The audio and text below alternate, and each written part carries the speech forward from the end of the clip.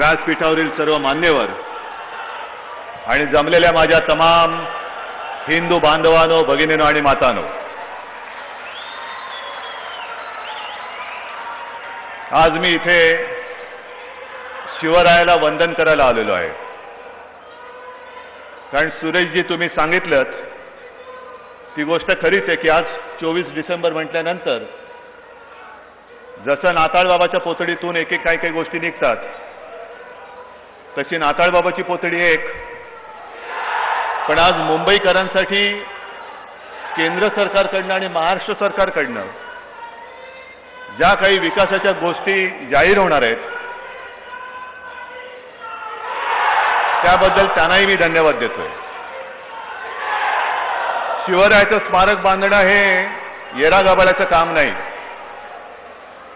कारण शिवराय हे केवळ छत्रपती, केवळ महाराज, केवळ राज्यकर्ते नव्हते, तर ते तमाम हिंदू जनतेचे आणि महाराष्ट्राचं दैवत होते नव्हे, आहेत. आणि मला असं वाटतं इतिहासामध्ये एकमेव व्यक्ती, हे एकमेव दैवत असं असेल की राजे, छत्रपती, राज्यकर्ते अनेक होतात, पण ती इतिहास जमा होतात, काळाच्या उद्रामध्ये गडप होऊन जातात. पण छत्रपती शिवाजी महाराज आज सुद्धा असं वाटतं की आज सुद्धा ते आपल्यामध्ये आहेत. आणि छत्रपती शिवाजी महाराज की जय बोलल्यानंतर मुर्दाच काय दगड सुद्धा उठून उभा राहील एवढी ताकद हे एकमेव त्या छत्रपतीच्या नावामध्ये.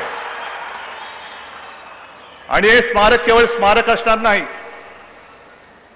काही वर्षांपूर्वी एक वाद झाला होता की भवानी तलवार, मला वाटतं आपल्या अंतुले साहेब आणणार होते तेव्हा लंडनमधून भवानी तलवार. आपण सगळे लहान होतो तेव्हा. आता भवानी तलवार खरंच ती भवानी तलवार आहे का? ती एकमेव तलवार महाराजांकडे होती का? हा भाग वेगळा, हा प्रश्न विचारायचा नाही. पण प्रश्न हा आहे की ती भवानी तलवार आपल्याला पेलवणार आहे का?